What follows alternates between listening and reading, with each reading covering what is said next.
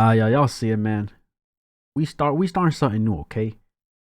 The theorist people, right? They got the style theorist, the game theorist, I think, the food theorist, the scary theorist, something like that. The movie or film theorist, I don't know. They have a bunch of channels, bro. And what we finna do is we gonna react to anything that catches my eye. I did subscribe to all of their channels. You know what I'm saying? So if anything catches my eye, we gonna react to it. Of course, Shein. Hey man, I ain't gonna lie, they got some good shit. I bought all my workout clothes from Shein. They nice, you know what I'm saying? I ain't gonna lie, they pretty nice so far. They do have some questionable quality clothing, you know what I'm saying? But it's kind of expected, okay? Especially for the price they're at. But my workout stuff so far so good. Knock on wood, you're not saying. Let me see. Style theory. Shein is stealing and it's legal. We gonna see. Recently, OG YouTuber Cassie Ho, aka Blogilates, lit up the internet by Recently, OG YouTuber Cassie Ho, aka Blogilates. That's actually a fire name. Is that her channel name? That's a fire ass name. Lit up the internet by calling out Shein, a $100 billion fast fashion company, for stealing her design and then reselling it on their massively. No. No. Come on. They thought they could get away with it? No fucking. Hold on. Her design, their design. Okay. The line's more pronounced. I get it. It's the same. Yeah, it's the same. Hey, yo, Shein. What you doing? All that fucking money you stealing shit? Hey, man, you better give her a percentage. And then reselling it on their massively popular website. And this is far from the first time that Shein's gotten into hot water for this kind of behavior. Over and over again, they've been. Oh, no. One little tweak, bruh. That's all it takes. They think they can get away with it. That's actually tough, bro. Cause I'm gonna assume all these people they're stealing from, they're up and coming, or they're trying to build something for themselves, and it's like for their things to get taken away from them. Nah, bro, that's a slap in the face. At least give credit. You know what I'm saying? I don't know, give credit designed by so and so, or give them a percentage of every sale. Put on blast for outright theft. And yet, there they are, still going strong, still uncanceled, and with a beefy bottom line to boot. How is that possible? What is really going on here? Is Shein's behavior here actually legal? And if it is, what can any of us do to stop it? Style theory logo, Shein theory. Yeah, let's just switch the fucking colors and call it a day. Nah, bro, they don't even try to switch it around. Hello, Internet! Welcome to Style Theory, the show that always shows up for a trend fashionably late. But enough about my time management skills, let's talk about the dumpster fire that is Shein, the world's largest fashion retailer as of 2022. A brand that is now valued at $100 billion. Not bad considering that this thing was founded just 15 years ago. Why then am I calling it a dumpster fire? Listen, I try not to hate on people or brands without... Bro, Fashion Nova, I feel like when they started, the quality wasn't great, but I mean, I could be wrong. Their quality now and how they, you know what I'm saying, go about things and what they sell and stuff, the quality has upped. You know what I'm saying? It's like, no, wait, Shein was 15 years ago. Fashion Nova was probably recently, but still, I don't know. Bro. Years ago. Why then am I calling it a dumpster fire? Listen, I try not to hate on people or brands without due cause. And with Shein, oh boy, does Shein have itself a CVS receipt side. The largest sense of Shein, low quality fabric, yup. Cheap construction, yup. Environmental damage, ignoring workers' rights, low wages, extreme hours. Stole design from Blogilates. Stole design from, yup, stole. Made Adobe crash during this edit, allegedly. Hey, bruh.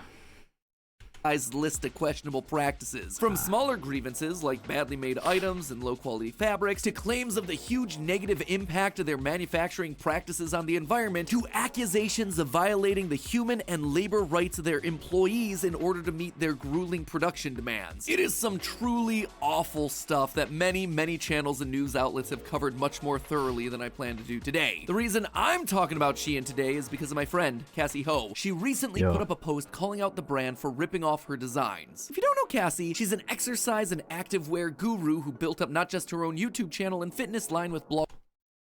What was that? 8.1 milli, bro? Y'all really thought y'all were gonna get away with that? What, bro?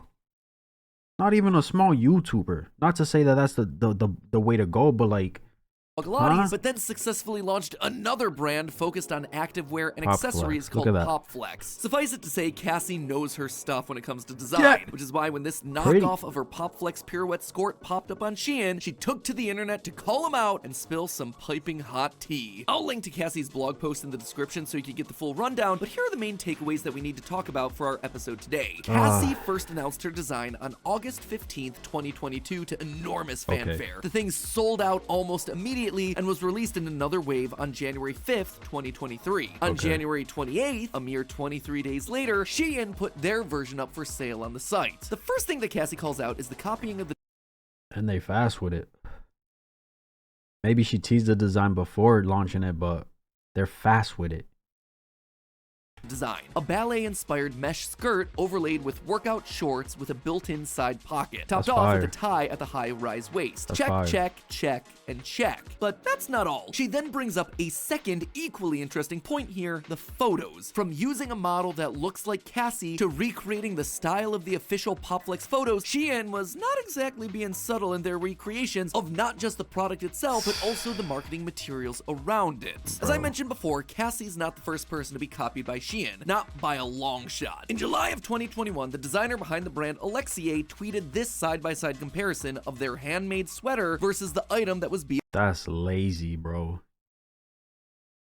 That's literally, y'all are lazy. All that money, but y'all are lazy to switch it up.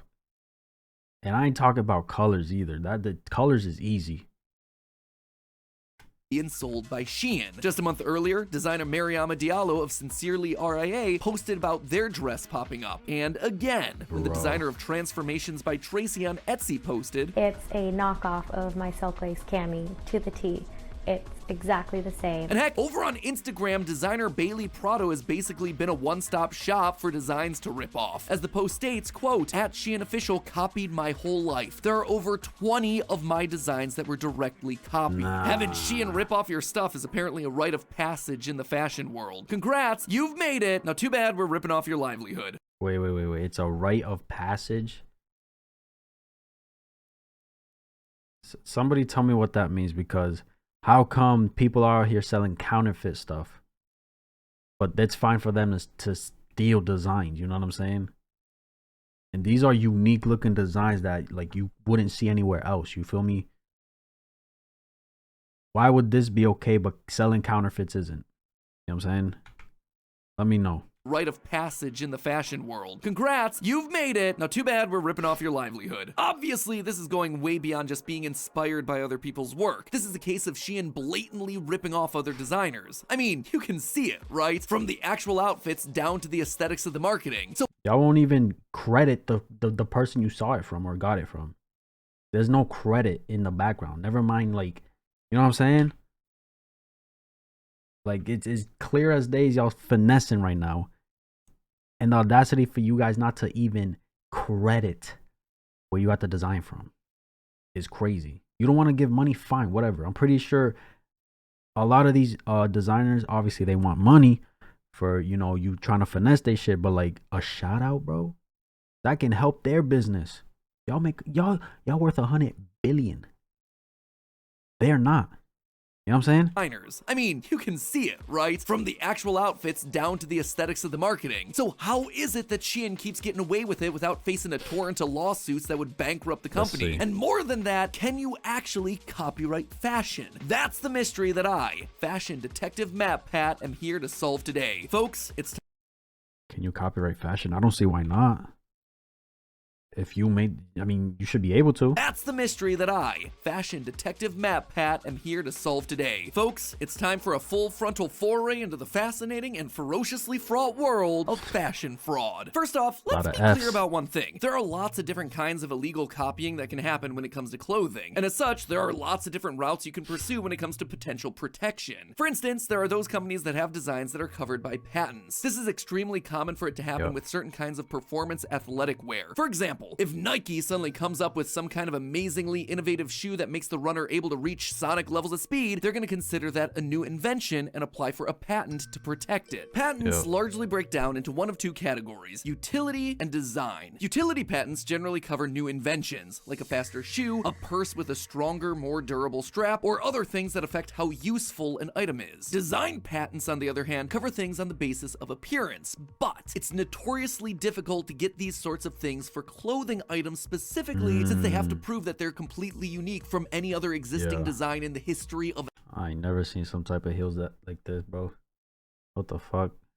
Ever. They can also not be seen as an improvement over something that existed previously. Even major brands like Gucci tend to only hold patents for their accessories, mainly watches here in the US, while needing to go over to Europe to patent their bags. In fact, according to Christiane Schumann Campbell, writing for the Legal Intelligencer, quote, apparel designs are generally deemed unpatentable. So does this then mean it's open season for any company looking to rip off someone else's fashion design? Not quite. You see, while apparel fashion designs are hard to protect with patents, they can be considered artistic expressions that can be protected by copyright, the same way we protect other forms of creative expression in books, movies, music, and online video. But that then opens up a whole suite of questions. What constitutes original artistic expression? Is the shape of a simple t-shirt something that can be copyrighted? Probably not, but then what about the pattern of the colors on that t-shirt, or the design that's printed on the front? At what point does something become an original work in the field of clothing? And then from there, what about being inspired by other people's work? Like with any other creative field, fashion design involves a lot of gray area. And we can't sit here and say Shein got inspired by those designers. We can't. It's literally to the fucking T. They finessing. You know what I'm saying? Again, and I don't even want to count coloring. They can switch the color of something. Nah, gang. Nah. You know what I'm saying? But yeah, getting inspired by other designs. Yes, that's very valid, bro. With people taking inspiration from other designs to incorporate into their own looks, whether it's something as simple as using the same color or going as far as to imitate or yes, even copy certain elements and inserting them into other pieces. An oversized sleeve, an interesting neckline, a dropped hem, a little bit of color blocking. In 2002, Oscar de la Renta did a collection of cerulean gowns, and then cerulean quickly showed up in the collections of 8 different designers. It's a well-known thing that by putting your design out into the world, people can, and if it's good, will take inspiration from it. That's just how it goes. But in the world of fashion, where does taking creative inspiration end and copyright violation begin? Speaking of legal actions, I might be making the enemy of some big companies with this episode, so please hit that subscribe button so they see that we theorists are many and not to be trifled with. Did you click it? Great, thank you. I was worried for a second there that I was gonna have to take on Shein all by myself. Now that that's settled, let's get back to copyright, shall we? The simplest example of illegal copyright. Listen, if they coming for your neck, my boy, they gotta fight for, you know, the designers, you know what I'm saying? Now that that's settled, let's get back to copyright, shall we? The simplest example of illegal copyright in fashion is anything that involves a logo or printed graphic. If I make a pair of shoes with a Nike swoosh on it, or a shirt with Mickey Mouse sitting pretty in the center of my chest, it's pretty clear that I'm not just taking creative inspiration from these brands. What I'm doing is more like selling a counterfeit or bootlegged version of the product. That is pretty darn cut and dry copyright violation. However, copyright only covers things that are considered artistic expression. And according to the US Copyright Office's official website, clothing is not artistic. It falls under a different category that's known as useful articles. That's cap. That's bullshit. How's it not artistic, bro?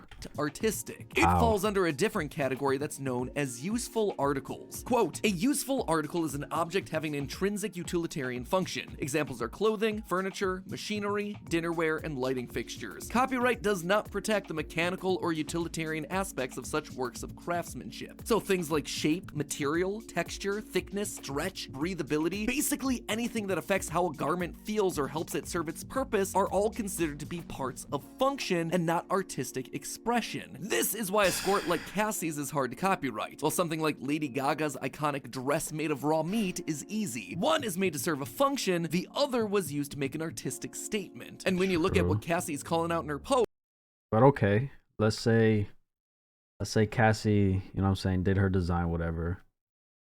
And let's just say she put did I say make her design? Make this little skirt, right? She put like a logo or design on it. But then Shein takes the same style but gets rid of the logos. They're protected. You know what I'm saying? while something like Lady Gaga's iconic dress made of raw meat confused. is easy. One is made to serve a function, the other was used to make an artistic statement. And when you look at what Cassie's calling out in her post, they also used a mesh fabric material as the tutu-like overskirt, they had an outside pocket on the leg, that they had the same ties on the high-rise waistband. These are all things that fall under that umbrella of useful articles. And by now, you might be starting to see the real problem here with this case. Bro. Clothing See, if that's the case, Shein, give me a fucking shout out. You don't want to go through the legal troubles. Y'all don't want to give me money. The least I want out of the end of all of this after trying to fight for it, give me a fucking shout out. Literally.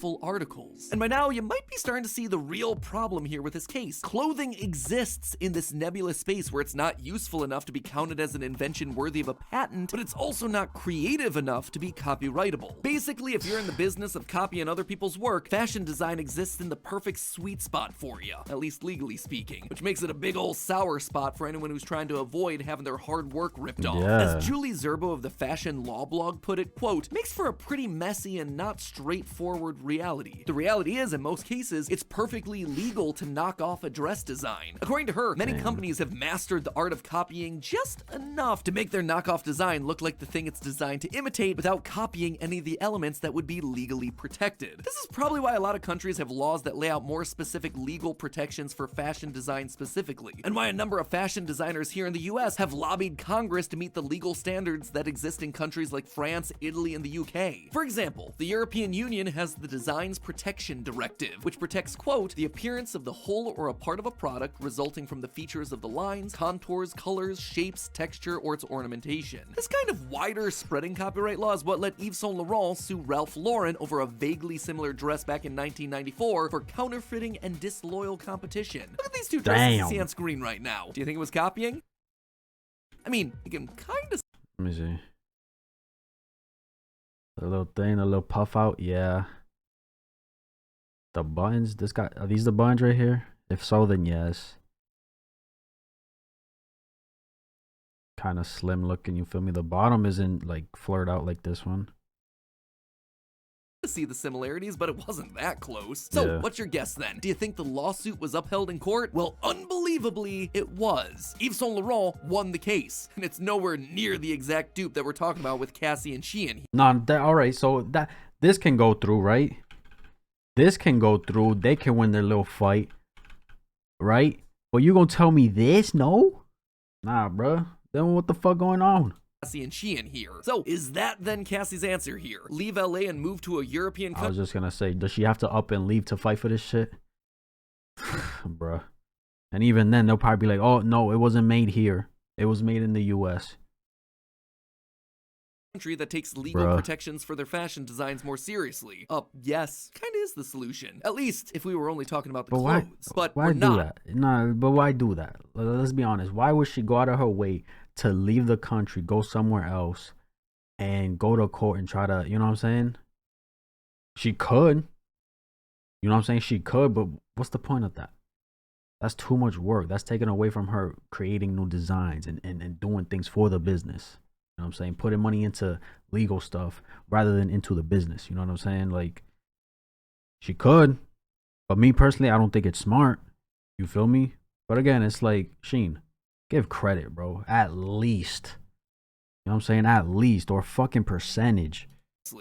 Yes, kind of is the solution. At least, if we were only talking about the clothes. But we're not just talking about the clothes. If you were paying attention at the beginning of the episode, you'll remember that it wasn't just the clothes all of the designers, including Cassie, were accusing Shein of copying. It was also the marketing. And while fashion designs may be almost impossible to cover through copyright, protecting images is a whole different ballgame. Let's look at the evidence again. On the left, we have Cassie's original images from her PopFlex website, and on the right, we have the images that Shein used to market their version. As Cassie herself notes, the details just line up. Both are demonstrating the pocket using specifically an iPhone, both in a similar pose and with similar cropping. Both show similar damn colors too, bro. Like, y'all couldn't get a red phone or something, bro? A similar looking model doing a similar pose, and both models are wearing similar styles of athletic tops. The backgrounds, the lighting, the visual composition of the images, all of it glaringly similar. As Cassie notes here on the blog, the point here is to specifically make people think about her original when they see Shein's images. Quote, they chose an Asian model so that once one of their ads pop up, people will subliminally associate the Shein skort with me modeling the pirouette skort in my viral video. Skort. It's a funny word, skort. Boom, add to cart. It really does seem to be what Shein's going for here. Again, let's go back to the many examples highlighted by designers like Bailey Prado and Mariama Diallo to see the lengths that they're going to in order to make the ad for the knockoff look more like the real thing. Each and every time Shein's replicating everything from the background, to the pose, to the skin tone, to the body type of the on-camera talent. It's almost like they're trying to trick you into thinking that the Shein ad you're looking at is an ad for the same thing that you saw in a viral Instagram post last week, not a hastily made knockoff that's intentionally marketed to look like the real deal. Anyway, current copyright law requires you to show that the infringing images demonstrate substantial similarity, and my totally amateur, definitely not actual legal disclaimer, my papa's not any former lawyer and this is not in no way legal advice. Gotta let them know, boy, you're not saying. Advice opinion, these two images seem to be substantially similar, as do these, and these, and these. Yeah, there's lazy, bro. Like, is there another word more worse than lazy? But it means lazy, you know what I'm saying? Like it's that word. These two images seem to be substantially similar, as do these, and these, and these. What's more, the courts look at whether the two images are so similar that the only possible explanation could be the person who made the second image, being Shein's version, had access to the first image and was intentionally trying to replicate certain elements. And that definitely seems to be the case here. This then evolves from a mere case of copyright infringement. It becomes a case where the Federal Trade Commission could get involved. Yeah, the same FTC that wants to make sure that every influencer is disclosing when they're hashtag sponsored also cares a lot about ads that are intentionally designed to mislead the consumer. And Shein knows this, which is why when the internet decides to rally together in support of these smaller designers and bring attention to what Shein's doing, Shein pulls the designs from the website as if they never happened. And they're not just pulling those designs down for legal reasons either. They're doing it for the PR. The rise of Shein has been mostly thanks to Gen Z. See, their target demographic is women under 25. And while these Gen Z shoppers are definitely budget conscious and thus drawn to Shein's low prices, Gen Z shoppers tend to be ethically. Bro, you can spend $100, bro. $100, let's say at Zoomies, right? Or Spencer's. That's gonna get you like 2-3 shirts, a pair of jeans, lucky for some sneakers or some you know what I'm saying, something for your feet. That's a Shein, $100, bro. You can get like 10 shirts, 20 jeans. I'm over exaggerating, but you get it. You know what I'm saying? You get more. Obviously, the quality ain't up to par, but like, you feel me? You can make it work. Conscious as well. They're consumers who care about how their products were made. Are they sustainable? Are they authentic? Well, those right there are two tests that Shein fails hard. Don't think that I forgot about the giant OSHA elephant in the room that I mentioned at the top of the episode. A recent undercover documentary by UK Channel 4 reported that the workers who spend all day cranking out Shein products in China really do spend all day cranking out Shein products. Working 16-hour workdays and only one day off per month. All for a paycheck of around $572 a month. Now, China's already famous for having some grueling work hours, but according to CEICdata.com, the average Chinese worker clocks in at about 9.58 hours a day and earns about $1,393 a month. That is an alarming difference from the numbers that are coming out of Shein's factories. Maybe I should do a whole episode about how bad Shein is. Let me know down in the comments if that's an episode of Style Theory that you'd like to see done in the future. For now, look at this, bro. Run that back. 9.58 hours a day and earns about $1,393 a month. That is an alarming difference from the numbers that are coming out of Shein's factories. Maybe I should do a whole episode about how bad Shein is. Let me know down in the comments if that's an episode of Style Theory that you'd like to see done in the future. For now, we need to focus on how to help the designers that are at the center of this issue. In short, fashion designers need the support of better laws. Laws made to keep their work safe without the hoops and price tags that only big brands can navigate. And I hope it happens soon, because for too long, Shein's gotten away with stealing from other designers, taking the work that they've put hours and hours of time into and turning it into a cheaper imitation. And while Shein might not have to worry about designers going after them in court, this time they might have bitten off more than they could chew. When you go after a creator with over 8 million subscribers and 2.3 million Instagram followers, people start to notice. They start to spread the word about your underhanded business practices. And I am more than happy to raise that alarm and help spread that word. Shein 100% deserves to be called out for their actions on social media. Nah, bro, facts. Again, you're not even giving the credit, bro. Not even the credit. Never mind you trying to offer them money. You feel me? Which at that point, I feel like she wouldn't even take. She doesn't want your money. Stop stealing shit. You know what I'm saying? Create your own stuff. Be unique. Be different. Inspiration, okay. But then I guess you can say there's a thin line between inspiration and stealing then. You know what I'm saying? But not really, because it's like, bro, I don't know. I don't know, bro. It's not right. It's not right, bro. It's really not fucking right. Media, in the courtroom, in your day-to-day life with people around you who are buying from this website. This isn't just their one-time whoopsie. They have been doing this intentionally and repeatedly for years. But who knows? Maybe this time is the time that they flew too close to the sun. Hopefully. Speaking of big companies engaging in questionable practices, now's the time to hop on over to our brand new film theory where I tell you We're gonna react to this. Film theories, we doing all that, bro. You know what I'm saying? Anything you guys want to see, let me know. The ones that catch my eye, I will be doing. Exactly how Disney aims to keep Mickey Mouse from ever falling into the public domain. It is a big-brained move that probably cost a ton in lawyer fees. Anyway, go watch that one right now. If YouTube's not stroking out, it should be right there in the recommended feed. And my friends, as always, remember, it's all just a theory. A style theory. Keep looking sharp. And hey, if all this talk of trendy fashion has got you itching to shop, honey, you know what I'm saying? Honey, sponsorship, you feel me? Yeah, bruh. Hey, I hope all of this works in her favor. Blogalotties, you know what I'm saying? Because it's just a slap in the face, bro. You know what I'm saying? You got a company doing amazing. Fucking amazing, bro. 100 billion. It's worth 100 billion. Big or small, she's just trying to get her company up and going crazy. You feel me? And it's like, for somebody way higher up than you, making way more money than you, to steal your shit when barely any change, if that, marketing lazy. Nah, that's a slap in the face, bro. That's a slap in the face. Oh, she commented, hey, hold on. Thank you to Matt, Steph, and the Style Theorists team for putting this together. It was such a surprise and an honor to be on your channel. I'm getting emotional as I write this because your support and friendship means so much to me. Yes, sir. That's hard, bro. That's hard. This episode was so well researched and executed. Right now, the only thing stronger than the Shein monster are the collective dollars we're using to feed them. Yup. It's like consumers say they want one thing, sustainability, better working condition, etc.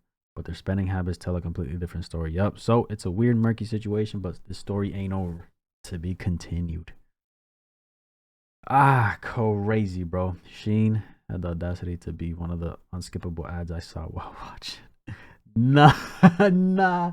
She got a Shein ad. Bro, me talking about it, I'm probably gonna see like a bunch of them on my phone now. You know what I'm saying?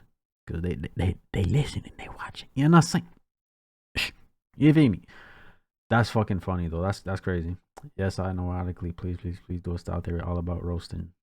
It'll give so much awareness and be so funny to just hear Matt go off. Shein is the screen rant of fashion. Yeah, man, like I said, they're doing well for themselves. Am I gonna stop shopping with them? Honestly, no, bruh.